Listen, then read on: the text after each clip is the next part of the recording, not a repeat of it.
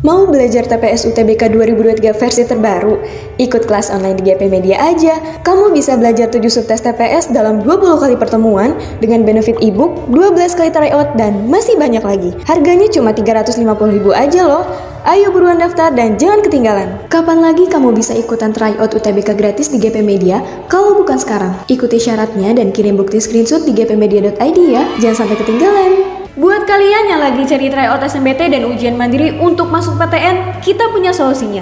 GEP Media menyediakan tryout SNMPT dan ujian mandiri untuk beberapa PTN ternama di Indonesia. Mulai dari harga 10.000, kalian sudah dapat ribuan soal prediksi, video pembahasan, dan ada kelas online-nya juga loh. Yuk daftar sekarang. Halo teman-teman, jadi di sini ada soal. Sudut pandang yang digunakan penulis dalam kutipan cerpen di atas adalah, sebelum kita masuk ke kutipan cerpennya, kita lihat dulu pilihan jawabannya ya. Yang A, lihat dulu. Sudut pandang orang pertama pelaku utama. Oke, kalau penulis menggunakan sudut pandang orang pertama pelaku utama, berarti si penulis tersebut ya, dia menjadikan dirinya sebagai tokoh utama atau pelaku utama di dalam cerita gitu ya. Nah, ada kata ganti orang yang menunjukkan bahwa si penulis itu menggunakan sudut pandang orang pertama pelaku utama, yaitu aku atau saya, ya. Sekarang yang B, sudut pandang orang ketiga. Nah, di sini kalau penulis menggunakan sudut pandang orang ketiga, itu berarti penulis menempatkan dirinya di luar cerita gitu ya, dengan menyebutkan tokoh dengan nama-nama mereka atau menggunakan kata ganti orang gitu ya. Kata ganti orangnya adalah kata ganti orang ketiga, yaitu dia atau mereka. Yang C kita lihat, sudut pandang campuran. Sebenarnya sudut pandang campuran ini adalah salah satu jenis dari sudut pandang orang ketiga juga. Di mana sudut pandang campuran itu menggabungkan antara kisah misterius ya dan tebakan-tebakan yang ada di dalam cerpen itu yang membuat pembaca seolah-olah bisa menebak gitu pikiran dan prediksi langkah yang akan diambil oleh tokohnya gitu ya. Nah, kenapa disebut sebagai campuran? Karena si sudut pandang campuran ini dia memadukan antara sudut pandang orang ketiga maha tahu ya dengan sudut pandang objektif. Sekarang, sudut pandang orang kedua. Kalau penulis menggunakan sudut pandang orang kedua, itu penulis menempatkan dirinya sebagai narator cerita. Di mana kata ganti orang yang digunakan itu adalah kamu atau kau di situ ya. Nah, sebenarnya untuk sudut pandang orang kedua ini jarang digunakan di dalam cerita, baik itu novel ataupun cerpen. Kenapa? Karena dari awal sampai akhir itu si penulis benar-benar harus memakai kata ganti kau atau kamu saja untuk menyebutkan orangnya. Tidak boleh ada dia, tidak boleh ia, tidak boleh aku atau mereka gitu ya. Maka dari itu, di sini sulit ya untuk sudut pandang orang kedua, tapi bukan berarti tidak ada gitu ya. Sekarang yang E. Sudut pandang orang pertama, pelaku sampingan. Nah, kalau sudut pandang orang pertama, pelaku sampingan, itu si penulis menjadikan tokoh aku atau saya bukan sebagai pelaku utama, tetapi hadir sebagai tokoh tambahan aja gitu, atau sebagai penutur atau saksi gitu dari segala peristiwa yang dialami oleh sang tokoh utama gitu ya. Oke, kita langsung aja baca ceritanya. Ketika bus berhenti di Manchester, kau terjaga. Oke, di sini sudah ada kau, ya. Berarti kalau kau, indikasinya itu adalah sudut pandang orang kedua. Kita baca lagi di sini. Langit masih gelap. Mungkin sudah menjelang subuh. Kau tidak menyalakan ponsel untuk memastikan waktu. Matamu masih terasa berat oleh kantuk. Saat kau kembali memejamkan mata, terdengar suara lembut perempuan dekat sekali dari samping kirimu. May I sit here? Kau membuka mata dengan enggan, mencoba tersenyum tipis. Sure, katamu. Bagaimanapun yang lebih berhak duduk di atas kursi di sampingmu, bukanlah ransel hitammu yang sesak oleh buku. Kau meraih ransel itu dan menaruhnya di bawah kursimu. Padahal selepas dari stasiun bus Glasgow beberapa jam sebelumnya, kau sudah senang bisa menguasai 2 kursi paling depan di bagian atas megabus menuju London itu. Kau mencoba meneruskan tidurmu yang sempat terusik. Menjelang Birmingham, kau terbangun oleh sengatan sinar matahari yang hangat. Saat kau membuka mata, silau menyergap. Lekas kau memakai kacamata minus yang semula kau sisipkan di saku kemejamu, ya. Kau meraih ponsel di saku jaket dan menyalakannya. Sudah menjelang pukul 8. Oke, dari paragraf 1 dan paragraf 2 kutipan cerpen ini, sang penulis dia menggunakan kata ganti orang, kau, atau mu di sini. Berarti langsung aja kita tembak jawabannya itu adalah yang D ya, sudut pandang orang kedua. Nah, di sini ada I, tapi I-nya itu bukan dituturkan oleh si penulis, tetapi oleh orang lain di sini. Terdengar suara lembut perempuan. Jadi yang menyebutkan I-nya ini itu adalah si perempuan tersebut, bukan si tokoh utamanya gitu ya. Nah, tokoh utamanya di sini berarti kamu yang disebutkan oleh penulis gitu di sepanjang ceritanya. Oke? Jadi untuk soal ini jawabannya adalah D, sudut pandang orang kedua. Soal berikutnya, pesan moral yang dapat diambil dari kutipan cerpen di atas adalah, kayak di sini ada cerpen lagi tapi tidak terlalu panjang, hanya satu paragraf aja. Yang ditanyakan adalah pesan moralnya. Kalau pesan moral itu sama aja dengan amanat ya. Kita baca dulu. Tapi bukan itu masalahnya. Karena menemukan diri sendiri atau bahkan mencintai diri sendiri bukanlah tugas yang mudah. Aku selalu takut menjadi diri sendiri karena aku tahu betapa buruknya saya. Seringkali aku membuat kecewa orang lain yang berharap pada diriku. Sementara aku tidak sanggup mengizinkan mereka masuk dalam duniaku. Setiap kali seseorang mencoba mendekat, maka aku akan menghapus kehadiranku dari hidupnya pada saat itu. Tapi tidak di depan orang yang baru saya temui ini. Nyatanya, aku seperti diriku sendiri, tetapi aku harus tahu bagaimana mengendalikannya. Aku bisa, aku kuat. Oke, itu kutipan cerpen ya teman-teman ya. Yang ditanya adalah pesan moral. Kita lihat dulu yang A. Perasaan pesimis dapat membuat seseorang menjadi depresi. Oke, kalau yang A ini jelas jawabannya salah. Karena di sini kutipan cerpen ini menyiratkan tentang rasa kepercayaan diri ya, kepercayaan diri sendiri di sini. Aku bisa, aku kuat. Awalnya si tokoh aku ini dia tidak percaya pada dirinya sendiri ya. Aku selalu takut menjadi diri sendiri karena aku tahu betapa buruknya saya. Nah, tapi di sini nyatanya aku seperti diriku sendiri, tetapi aku harus tahu bagaimana mengendalikannya. Berarti ini sama aja, si tokoh aku ini dia sedang ada masalah dengan dirinya sendiri, tidak percaya diri gitu ya, dan tidak menerima diri sendiri gitu. Oke, yang A salah. Kita lihat yang B, jangan takut menjadi diri sendiri. Oke, ini agak masuk ya, kita keep dulu yang B.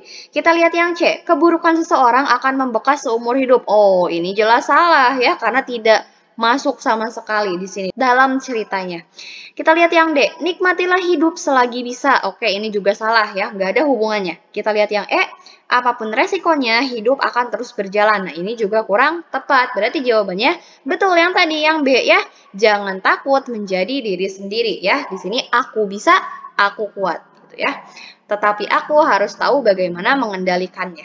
Soal berikutnya, gagasan utama teks tersebut adalah, oke, kalau gagasan utama teks tersebut berarti kita harus tahu dulu ya, kedua paragraf ini di dalam satu teks itu menjelaskan tentang apa. Paragraf 1 dulu.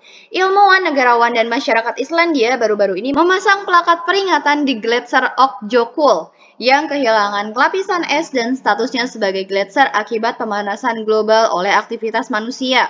Oke, berarti di sini Gletser Okjokul ya, itu udah kehilangan lapisan esnya akibat pemanasan global dari ulah manusia ya. Itu paragraf pertama. Kita lihat paragraf kedua. Indonesia juga memiliki gletser seperti Islandia, yaitu di Pegunungan Jayawijaya. Tidak kurang dari 84,9% dari massa es di Pegunungan Jayawijaya telah mencair gitu ya. Sehingga warisan alam ini pun diprediksi akan hilang dalam dekade mendatang. Berarti paragraf 1 dan paragraf 2 itu menceritakan tentang kehilangan lapisan es gitu ya, baik di Gletser Okjokul atau di puncak Pegunungan Jayawijaya akibat pemanasan global ya. Kita langsung aja ke pilihan jawabannya. Yang A, Indonesia memiliki es abadi yang diprediksi akan hilang dalam waktu dekat. Oke, ini betul kalau yang ditanya itu gagasan utama dari paragraf 2. Tapi di sini yang ditanya itu adalah gagasan utama dari teks. Otomatis harus mencakup paragraf 1 dan juga paragraf 2. Jadi yang A ini salah. Yang B, menghilangnya Gletser Okjokul akibat pemanasan global. Ini betul. Tapi kalau yang ditanya itu gagasan utama dari paragraf 1. Sama seperti yang tadi ya, pilihan yang A. Berarti ini juga salah. Kita lihat yang C, mencairnya es di alam akibat perubahan iklim. Nah, ini yang menggambarkan kedua paragrafnya ya. Berarti jawabannya itu adalah yang C di sini. Kalau yang D, Islandia dan Indonesia adalah negara yang memiliki es abadi. Nah, ini kurang menggambarkan teksnya. Kenapa? Karena di sini konteksnya itu adalah es yang ada di Islandia dan ada di Indonesia itu mencair akibat pemanasan global gitu ya. Jadi kalau topiknya yang D itu kurang tepat. Kita lihat yang E. Gunung Jayawijaya adalah gunung yang memiliki es di puncaknya. Ini juga kurang tepat. Jadi jawaban yang paling tepat untuk soal ini itu adalah C.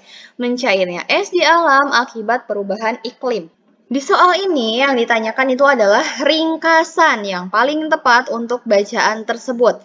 Kita langsung aja baca bacaannya. Ledakan populasi alga dapat menyebabkan perubahan warna pada ekosistem perairan. Oke, berarti di sini tentang ledakan populasi alga ya, atau nama lainnya itu blooming algae. Nah, di sini misalnya warna hijau muda bisa disebabkan oleh cyanobacter dan warna merah disebabkan dinoflagellata. Ledakan populasi alga dapat memberikan dampak negatif karena dia memproduksi toksin ya. Terus di sini ledakan populasi alga dia menyebabkan kematian organisme dalam skala besar gitu ya. Ledakan populasi alga juga bisa menyebabkan berbagai dampak bagi ekosistem laut, tergantung pada jenis spesiesnya, lingkungan, dan mekanisme biokimia alga dalam mempengaruhi lingkungan. Berarti di sini dapat kita simpulkan bahwa ledakan populasi alga itu sangat berbahaya bagi lingkungan karena bersifat toksik ya. Dia memproduksi toksin atau racun. Langsung aja kita ke pilihannya. Yang A, lihat dulu. Ledakan populasi alga dapat membahayakan makhluk hidup dan lingkungan sekitarnya karena menghasilkan toksin berbahaya. Oke, kita keep dulu ya, karena mirip-mirip nih. Kita lihat yang B, Cyanobacteria adalah satu-satunya alga penyebab ledakan alga. Oke, berarti di sini juga salah. Kenapa di sini disebutkannya satu-satunya alga penyebab ledakan alga? Padahal Cyanobacteria itu bukan satu-satunya ya, masih banyak lagi jenis alga yang lainnya seperti Dinoflagellata. Sekarang yang C, alga memiliki mekanisme biokimia yang dapat menghancurkan kehidupan di lingkungan sekitarnya. Nah, ini juga kurang tepat ya. Kalau yang D, ledakan populasi alga tidak akan terjadi jika alga diberantas sejak awal. Oh, ini jelas kurang tepat karena alga juga ya, kalau jumlahnya dia terkendali, dia juga bisa bermanfaat bagi lingkungan ya. Karena apa? Alga itu sebagai produsen di lautan atau di perairan gitu ya. Yang E, alga memiliki warna yang beragam sesuai dengan kandungan toksin yang ada di dalam tubuhnya. Nah, ini jelas salah ya. Jadi jawaban yang paling tepat itu adalah yang A tadi. Ledakan populasi alga dapat membahayakan makhluk hidup dan lingkungan sekitarnya karena menghasilkan toksin berbahaya. Informasi tersurat dalam bacaan tersebut adalah, oke, kalau informasi tersurat itu artinya informasinya sudah dituliskan atau sudah ada di dalam bacaannya. Jadi kita tidak perlu menerka-nerka lagi. Lawan dari tersurat itu adalah tersirat. Kalau tersirat itu berarti belum dituliskan secara langsung di dalam bacaannya ya. Tetapi kita dapat menyimpulkan sendiri gitu. Jadi sudah tergambar dalam bacaannya. Oke, langsung aja. Martha Christina Tiahahu tercatat sebagai pahlawan nasional sejak tahun 1969 karena gugur saat melawan Belanda pada tahun 1816. Berarti di sini tentang pahlawan nasional bernama Martha Christina Tiahahu. Martha Christina Tiahahu wafat pada usia 17 tahun. Kemudian satu-satunya wanita muda yang berani melawan penjajah Belanda di wilayah Maluku. Beliau juga mengajak wanita-wanita lain di desanya untuk berjuang melawan para penjajah Belanda kala itu. Karakter Martha Christina Tiahahu yang pantang menyerah, pemberani, dan selalu taat pada ayahnya.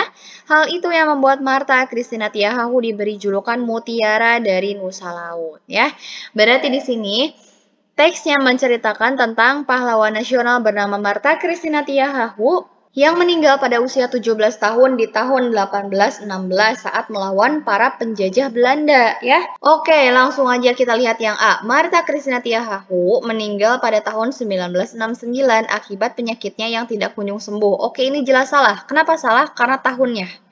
Tahun 1969 itu bukan tahun di mana Martha Christina Tiahahu meninggal, tetapi itu adalah tahun di mana Martha Christina Tiahahu diangkat sebagai pahlawan nasional. Kita lihat yang B. Martha Christina Tiahahu mungkin mencintai tanah airnya. Nah, di sini mungkin jelas salah ya, karena di dalam paragraf ini, di dalam teks ini, menceritakan bahwa Martha Christina Tiahahu itu sangat mencintai ya tanah airnya. Kita lihat yang C, Martha Christina Tiahahu berjuang melawan penjajah atas inisiatif ayahnya. Oke, ini jelas salah karena bukan atas inisiatif ayahnya tetapi atas kesadaran pribadinya. Kita lihat yang D, Martha Christina Tiahahu gugur saat melawan para penjelajah Belanda tahun 1816. Oke, tahunnya udah bener nih. Tapi di sininya salah, bukan para penjelajah, harusnya para penjajah ya. Berarti ini salah. Kita lihat yang E, Martha Christina Tiahahu adalah karakter yang pemberani dan pantang menyerah dalam melawan penjajah Belanda. Nah, ini yang tepat. Kenapa? Karena di sini sudah disebutkan bahwa Martha Christina Tiahahu itu adalah karakter yang pantang menyerah, pemberani gitu ya. Oke, berarti di sini jawaban yang paling tepat adalah E.